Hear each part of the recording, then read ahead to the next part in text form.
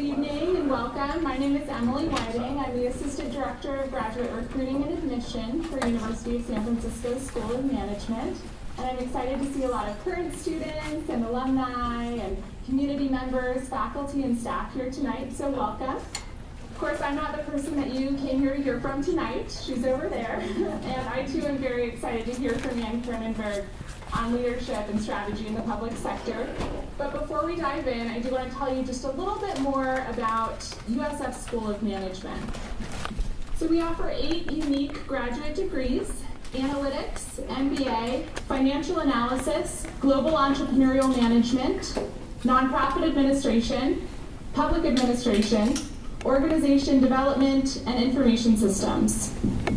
And with the exception of info systems, all of those programs are offered here at our downtown campus right in this building.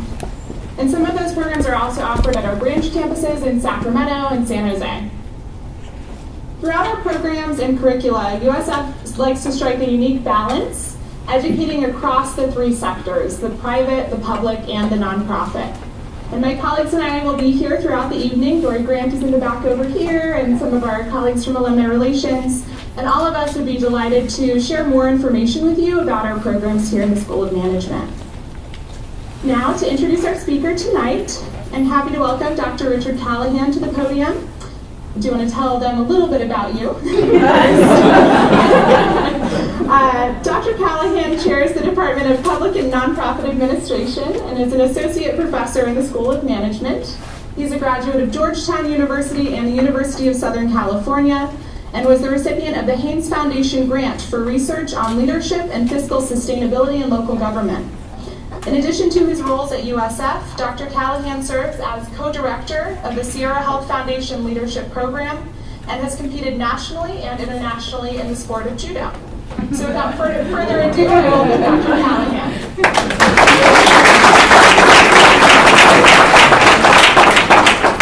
The judo was many cinnamon rolls ago, so nothing to fear. I really appreciate Emily, and I want to thank Emily and Susan for putting this event together, and for Ann joining us.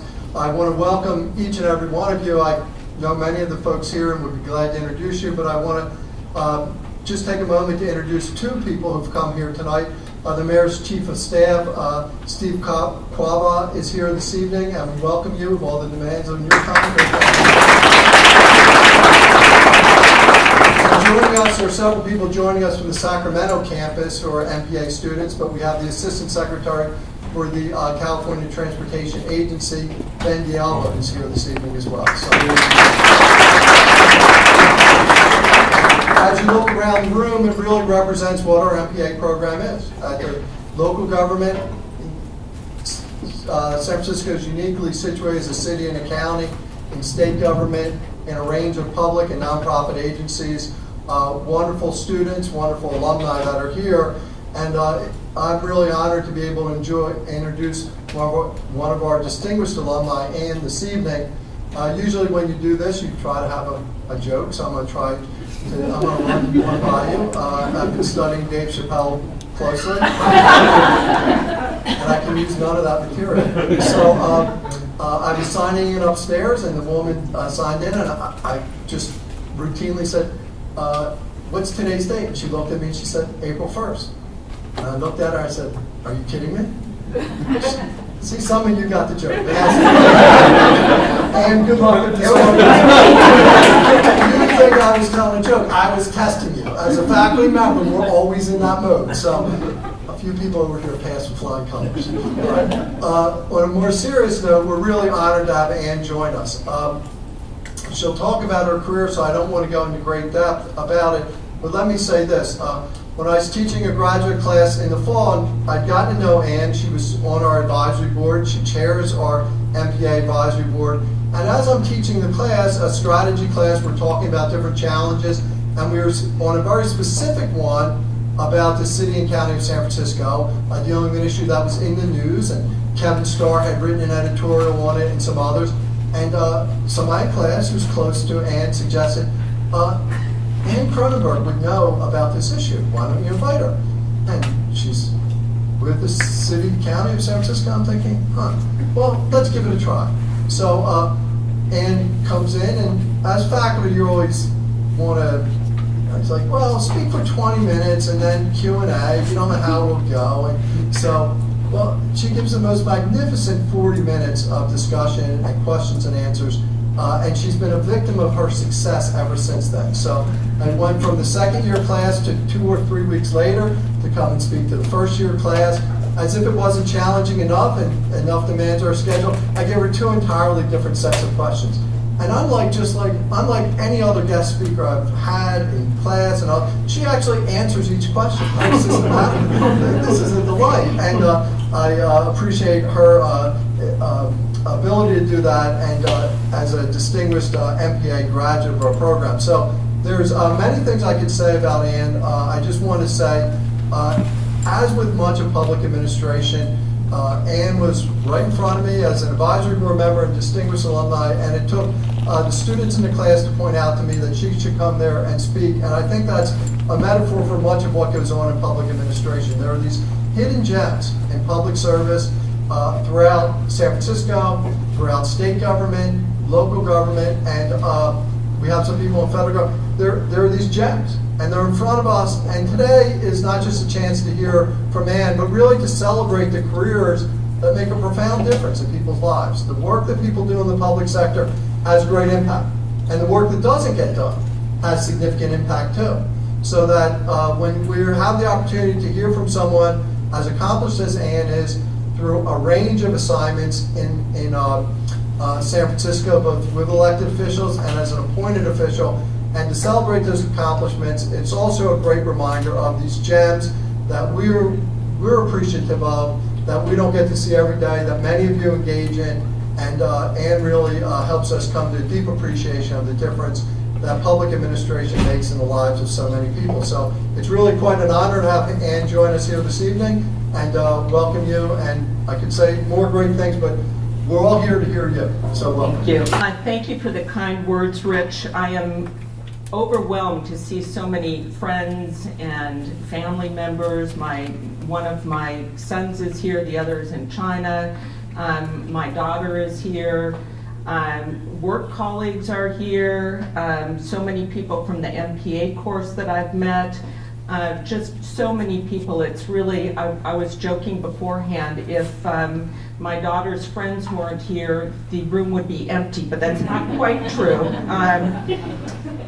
It's really difficult to speak about yourself.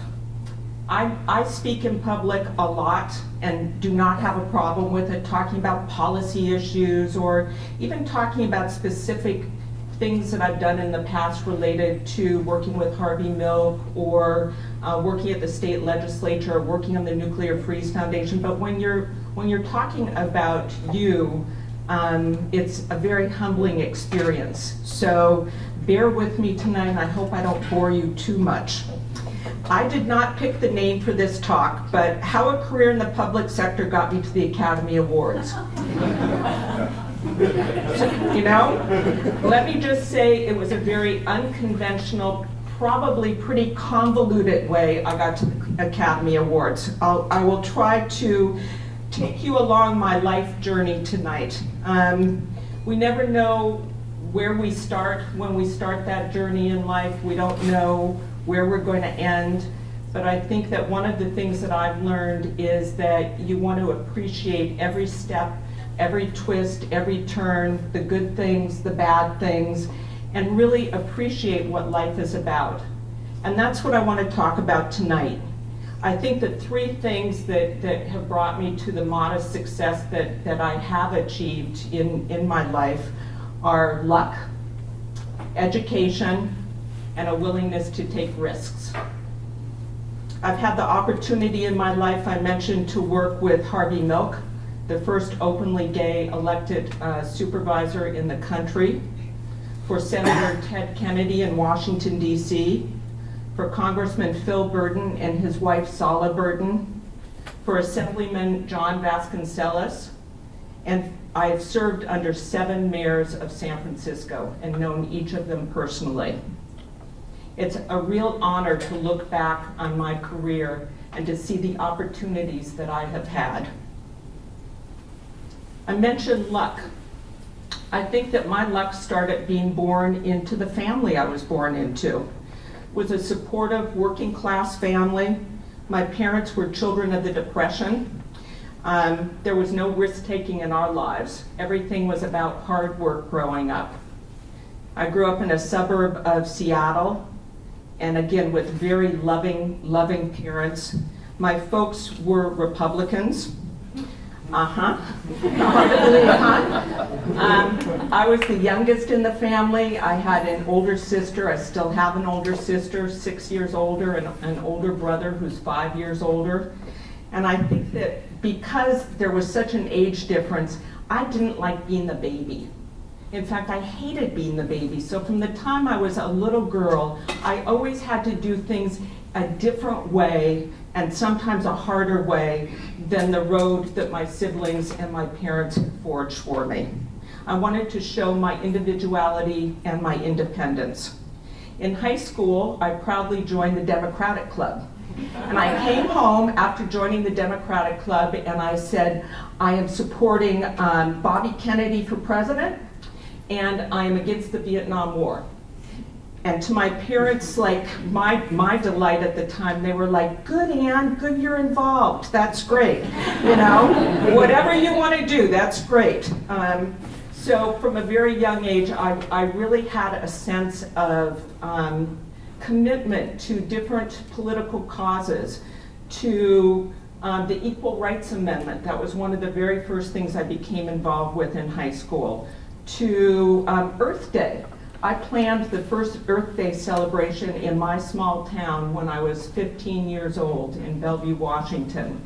I knew that these were causes that were going to have an impact on the rest of my life and for generations to come. I became an advocate at a very young age. My parents made sure that they instilled core values and ethics in me. They talked about my college education from the time I was an infant. It wasn't if you go to college, it was when you go to college.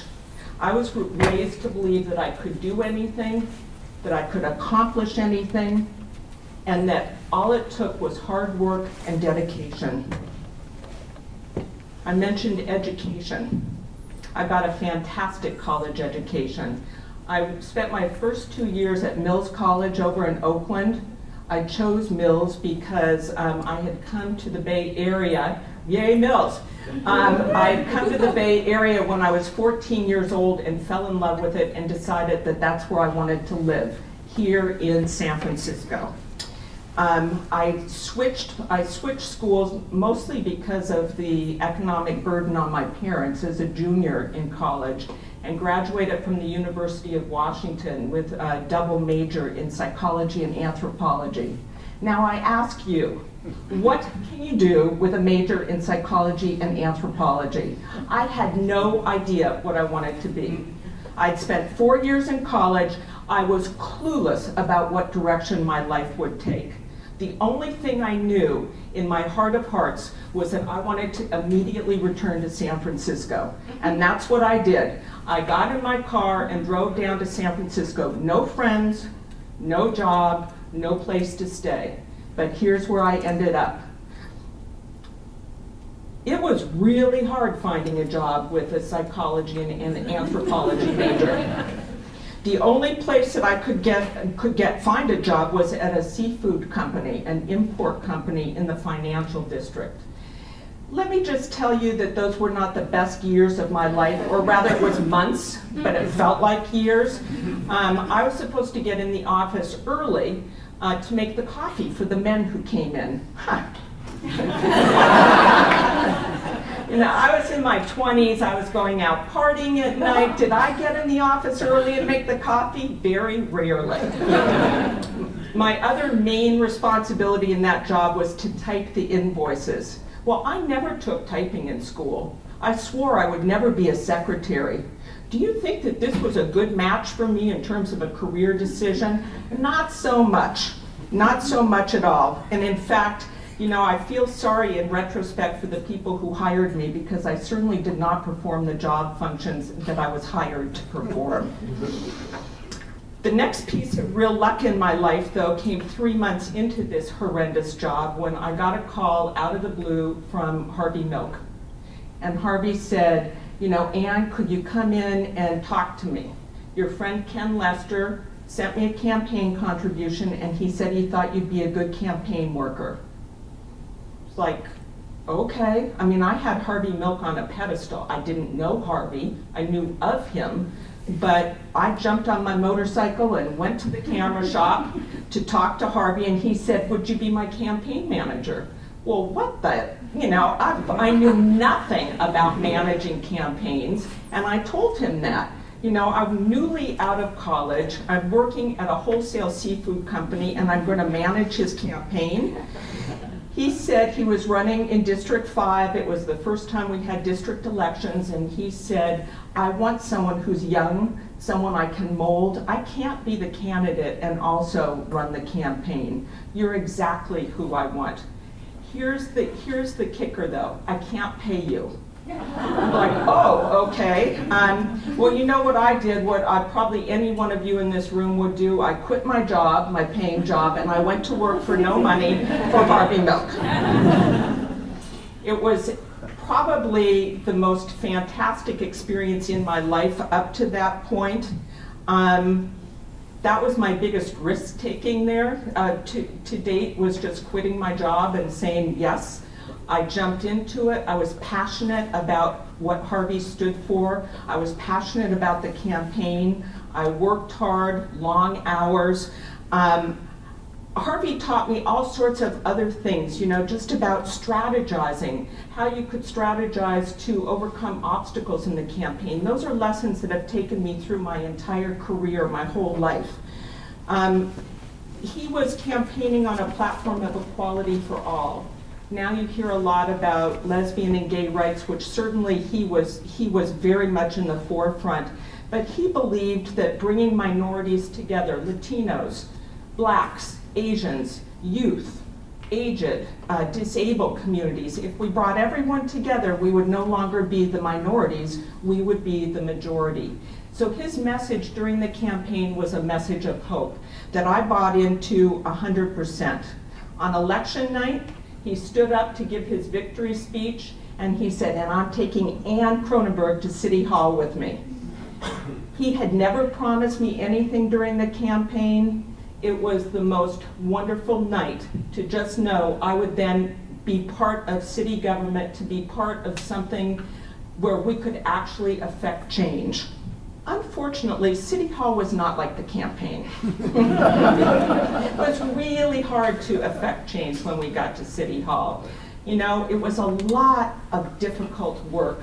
It was getting to know the right people, developing relationships, learning how to cut through the bureaucracy.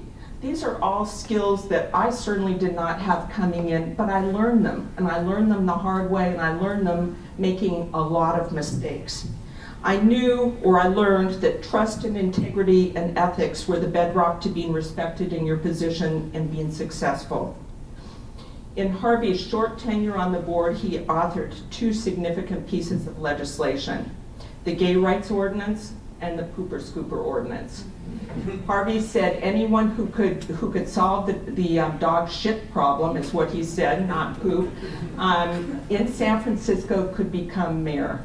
As you can see, if you walk down the streets today, we still haven't totally solved that problem. Harvey had been in office less than a year when Dan White, a former member of the Board of Supervisors, assassinated him and George Moscone. It was the most devastating day. My entire world crumbled. I was 25 years old. I was given my pink slip the day after Harvey was killed. 2 weeks notice, told, take everything out of your desk and we'll pay you for the 2 weeks, but you're out of here. And I was floundering. I had no idea what to do. I think that was a turning point in my life. I could have certainly gone, you know, just given up, but I had this support network of friends and people I had met in the city, a new city family, if you will, who lifted me up and kept me going during that very difficult period of time. 6 months after Harvey was assassinated, I'm still reeling with his death and the implications of that and what that would mean for the lesbian and gay movement and for all of us in San Francisco, because I digress, but Jonestown had happened right before that, and we were reeling from all of the tragedies. It felt like San Francisco could never come back after that. So 6 months later, I got a call from Dick Sklar. Dick Sklar was the head of the Public Utilities Commission. And at that time, the PUC included not just HECI and water as it does now, but it also included Muni. And Dick said, would you come on as my administrative assistant?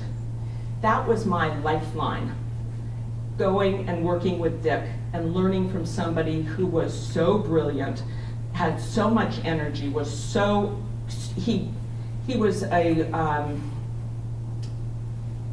larger than life. He really was. He said to me, probably within the first few months of working for him, you know, Ann, your soft skills are great. You're really good with people. You've learned how to work within the bureaucracy, but you really need to work on your hard skills. I think you should go back to school. Dick was the one who encouraged me day after day for months until I had finally applied to school at USF. Applied for the master's program in public administration. I think I was one of the very first cohorts. In fact, I know I was one of the first cohorts of the MPA program here at USF.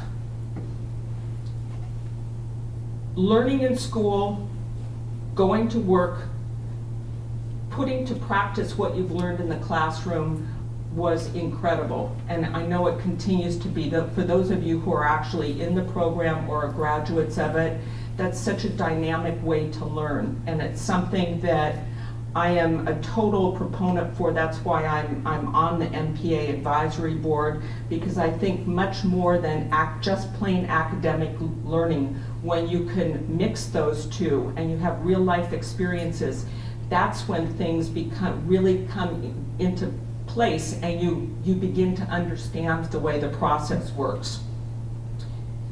Getting back to Dick Sklar, he also made me part of his family. I was over at his house all the time. I was babysitting his children.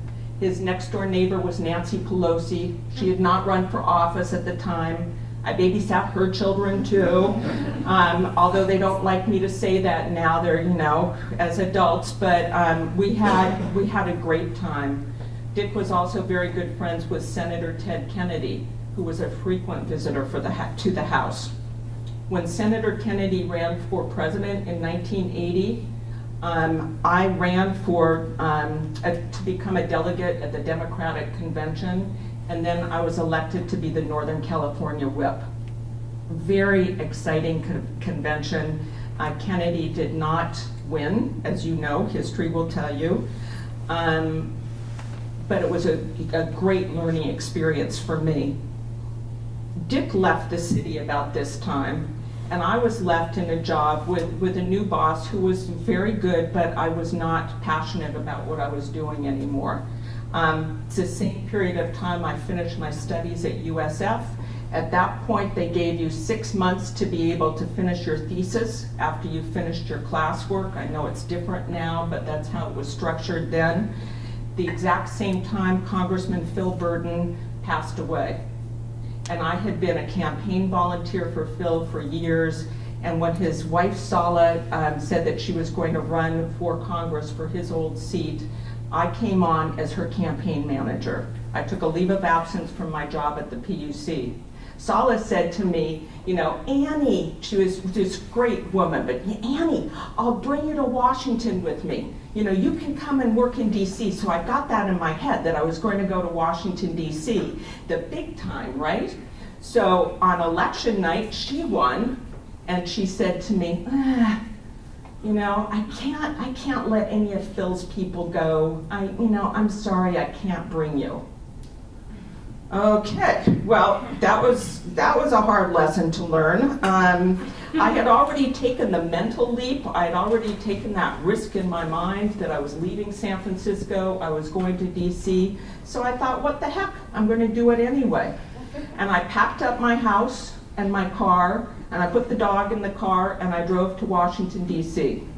Again, with no job, no friends, and really no prospects at the time.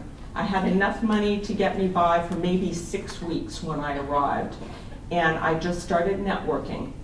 And luckily, because of my past relationship with Senator Kennedy, I had a foot in the door there. I was able to go in, and he hired me to run his Nuclear Freeze Foundation, which was a bipartisan foundation in Washington, D.C., co-chaired by Senator Mark Hatfield in Oregon.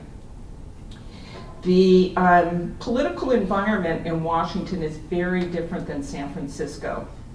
I wasn't ready to play with the big boys. It was cutthroat. It was backstabbing. I was in my 20s. I was in over my head. I had no idea what real politics was like. I thought I understood politics before I went to Washington, but clearly I didn't. In addition to that, Ronald Reagan was president. And any of you who know about Washington, it's a very funny town. You know, depending on who's president, there's an influx of Democrats or an influx of Republicans. And we were in the Republican influx, and it was almost impossible to get anything done. Really, the best thing that happened to me in my move to Washington was meeting my future husband.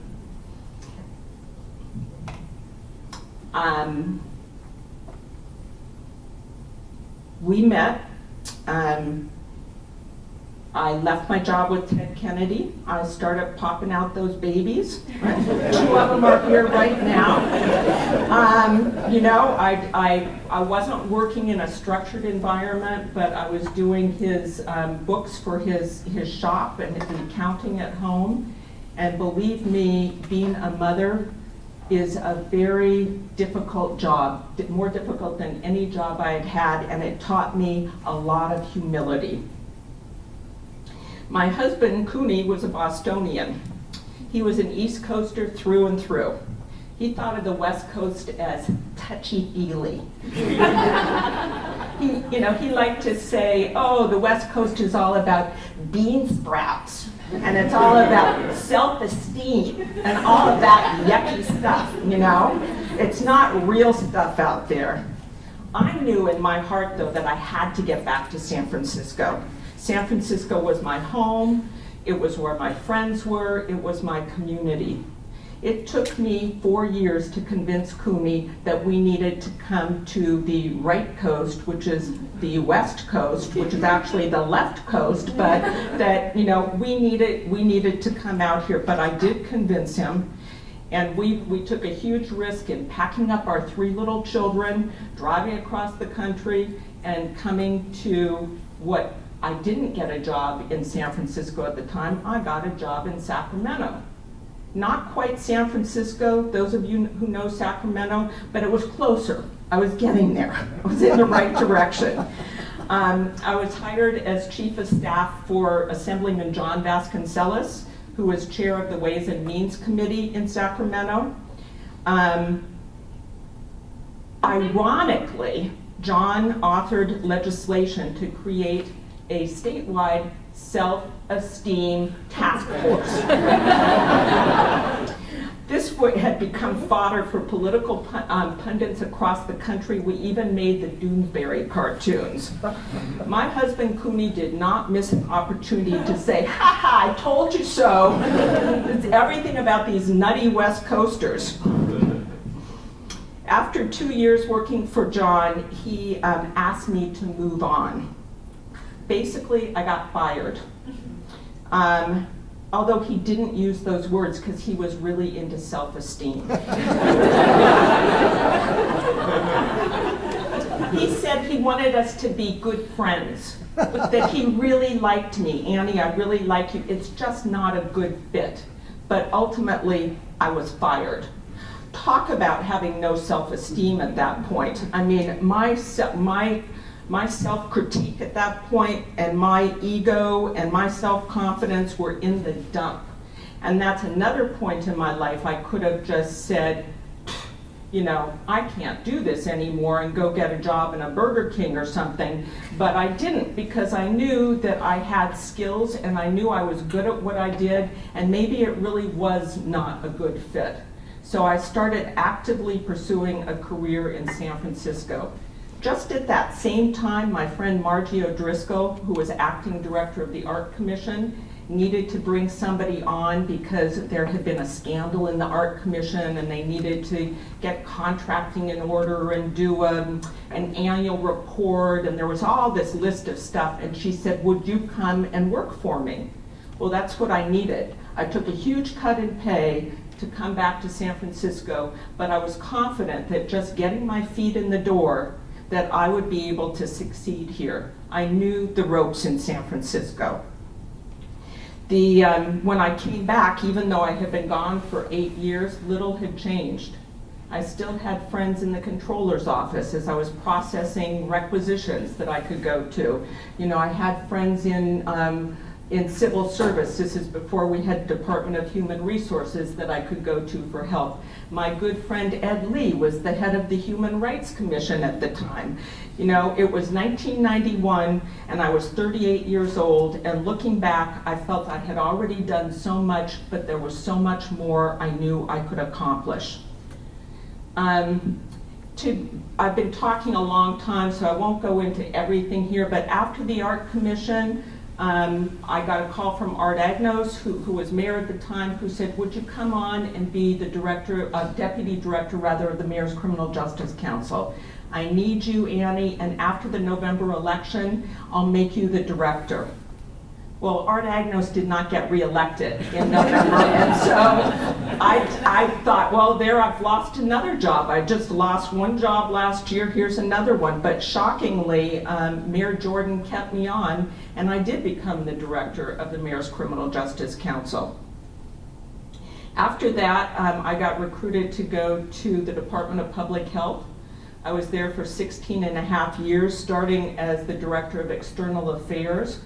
After I had been there for 5 years, Mitch Katz, who was the Director of Health at the time, decided to do a reorganization and to create a new deputy position that was in charge of board legislation, state legislation, all external and internal affairs, policy and planning, and basically all of his administrative duties. What it looked like to me was the creation of a chief of staff.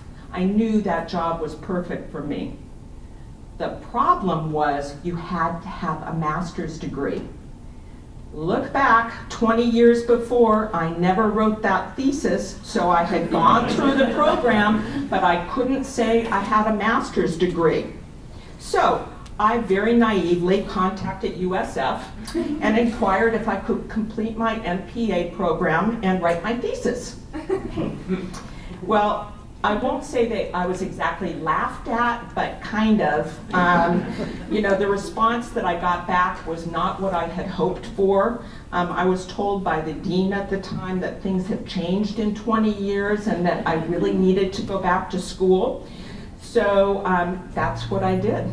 I reapplied to USF. I think I may be, I'm not sure, but I think I may be, have the dubious distinction of being the only student at USF that completed the MPA program twice.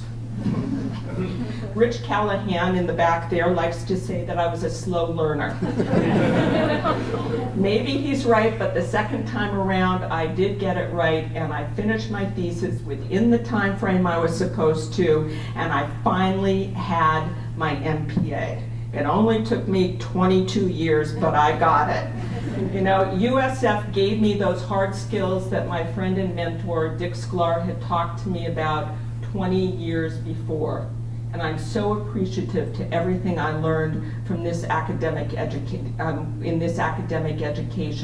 from the professors I had, like Tim Loney, who I had both times I went through. That shows how long he's been here. You know, so really USF was another turning point for me. After I received my master's, I was promoted to Deputy Director of Health, and I spent another 11 and a half years working in the health department. I assumed that that's where I would retire. I was getting up there in age, and I loved my job. Every day was a challenge. You know, we were providing health care for those the uninsured and those who were the most in need in San Francisco. It was a very gratifying job.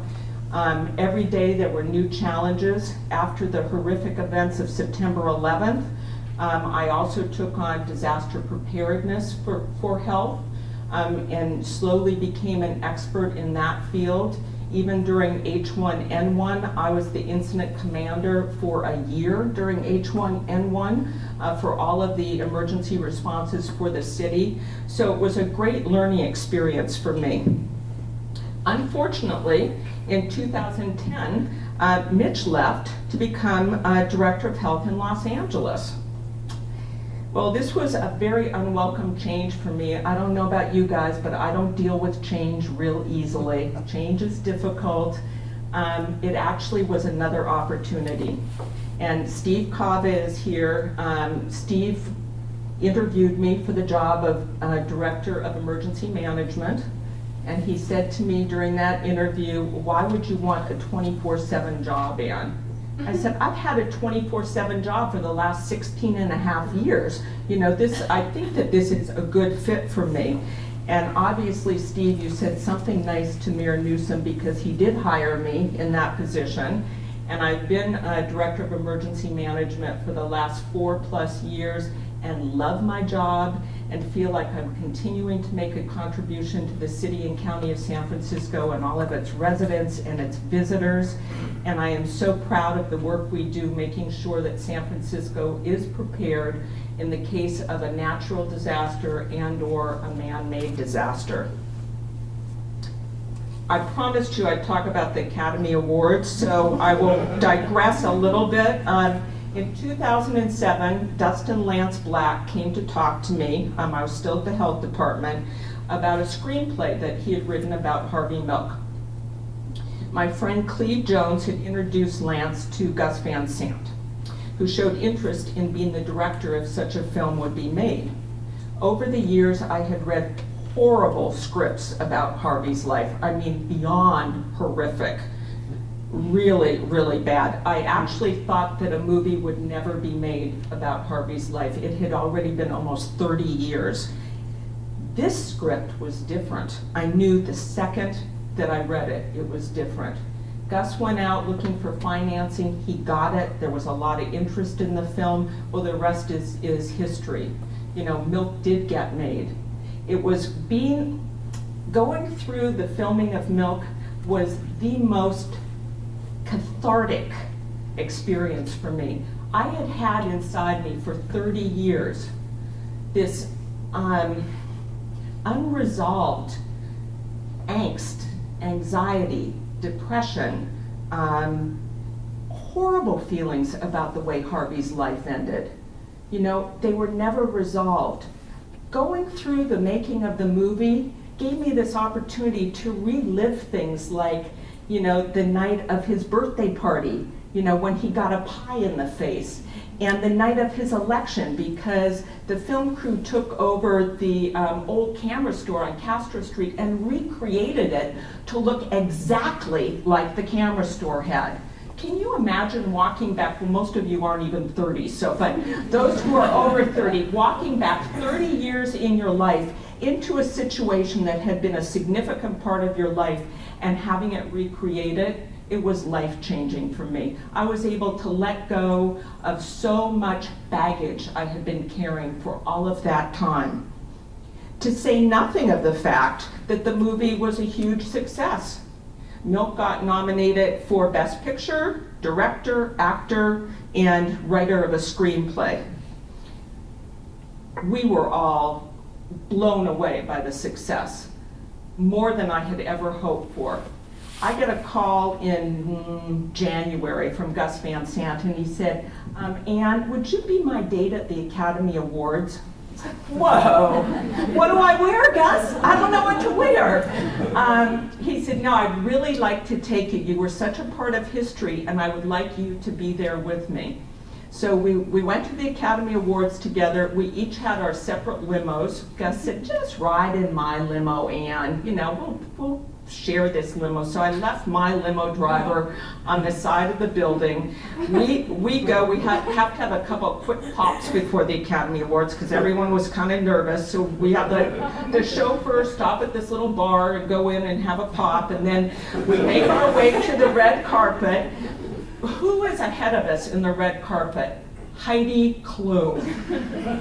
Everybody's looking at her. I'm like, who the is Heidi Klum?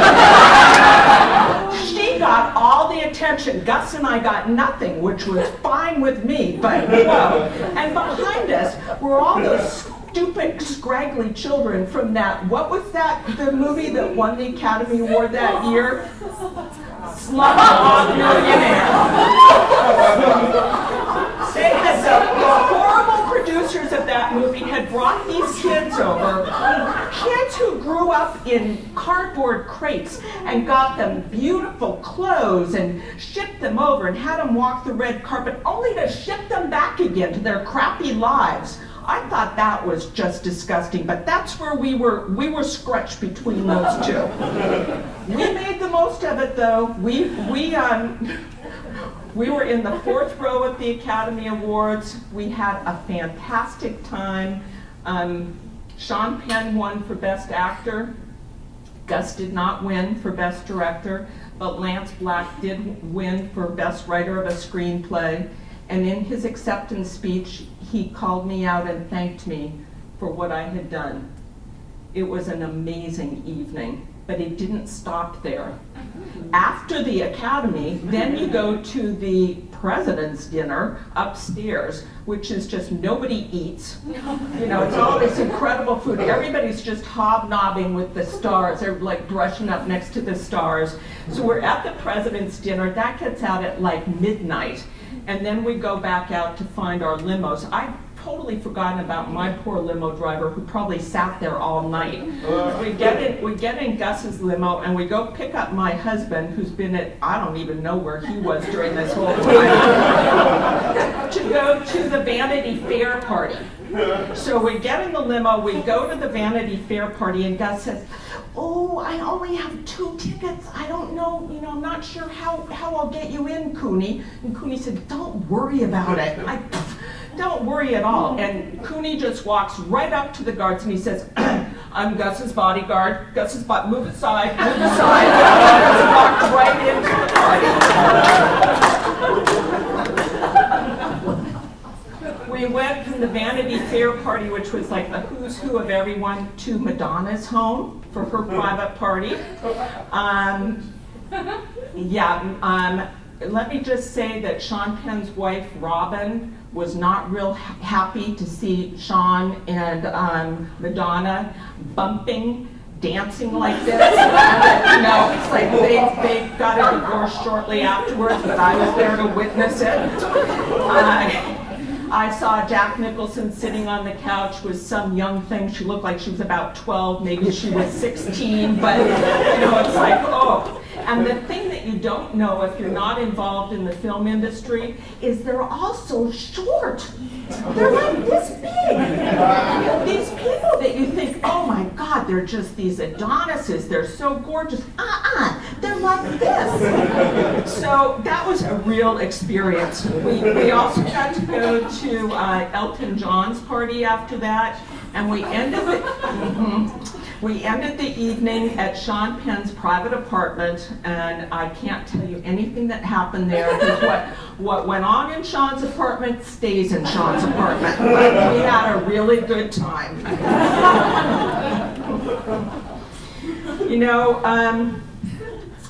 It's been such a delight to talk to you tonight. The experiences I've had are amazing to me, and as I said, very humbling that I have had the opportunity in my life to do so many things, to meet so many people. I didn't even talk to you about going to the White House, not once but twice, and meeting President Obama and Mrs. Obama. We went to posthumously receive Harvey Milk's Medal of Freedom, which is the highest civilian medal that you can get. And then also for the dedication of the Harvey Milk stamp last year. I actually did the closing remarks at that event. So to think this little kid growing up in Bellevue, Washington, I'm going to be an individual, I'm going to be different. Well, I forged my way. It's not the path I thought I would take. It's certainly not a path I planned, but it's been a really wonderful life. I think tonight I gave you the roadmap of how each and every one of you can get to the Academy Awards, right? Maybe I'll write a book about it. I am thankful for all the opportunities I've had in my career. I started out by saying luck, education, risk. I firmly believe that it took a little of each of those to get to where I am today. Thank you so much for inviting me to speak here tonight. It was a pleasure. I'm happy to answer any questions. I just, as I said, feel very humbled that I had the chance in my life to play a very small, minor role in the making of history. Thank you.